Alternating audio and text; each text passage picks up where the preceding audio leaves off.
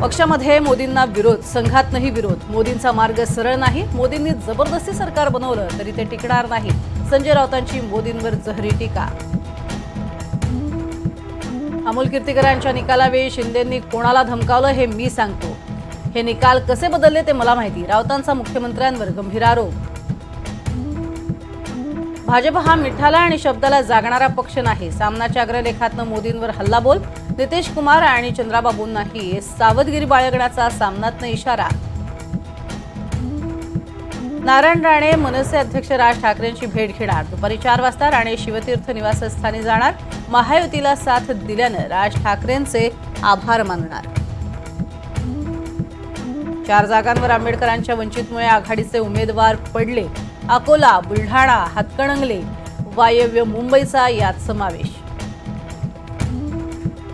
विजयानंतर उदयनराजे शिवेंद्रराजेंच्या भेटीला. आधी दिली जादू की झप्पी, नंतर प्रेमाची पप्पी. उदयनराजे शिवेंद्रराजेंना म्हणाले आय लव्ह यू. उदयनराजेंकडनं शिवेंद्रराजेंना प्रेमाची कॅडबरी.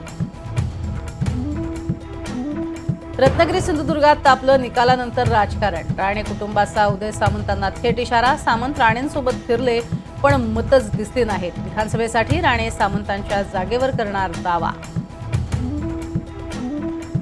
लोकसभा निकालात महायुतीसाठी धोक्याची घंटा. 150हून अधिक विधानसभा जागांवर मवियाची आघाडी.